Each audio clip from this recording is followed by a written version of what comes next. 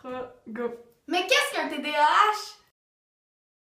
Le TDAH est un trouble neurologique dans la plupart des cas transmis génétiquement et parfois causé par un traumatisme cérébral.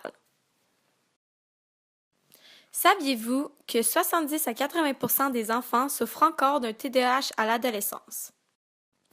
Nous déclarons que de nos jours, certains facteurs environnementaux peuvent faire en sorte que la phase de l'adolescence soit plus difficile pour les jeunes atteints de TDAH en raison de la vie scolaire, les stimuli et les sources de distraction, ainsi que le jugement des autres et la perception de soi. Selon le site TDAH Belgique, plusieurs recherches longitudinales démontrent que la période de l'adolescence est particulièrement difficile pour les élèves ayant un TDA avec ou sans hyperactivité.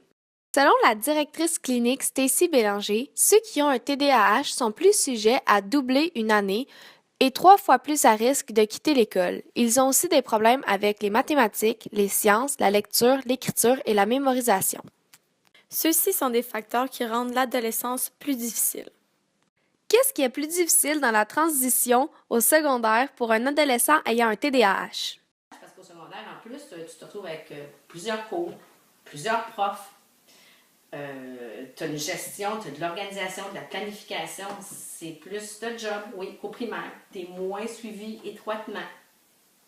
Les jeunes atteints de TDAH doivent être plus disciplinés que ceux qui ne le sont pas avec la technologie et les sources de distraction, car ils sont plus facilement distraits. Même les jeunes n'ayant pas de TDAH doivent se discipliner lors des tâches demandant de la concentration.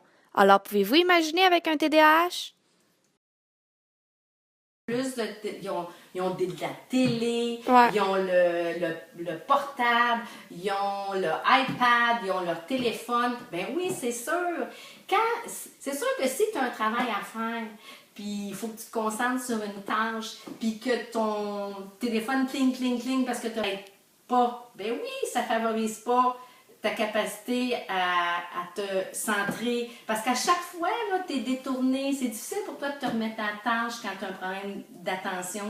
Ceux-ci sont des facteurs qui rendent l'adolescence plus difficile.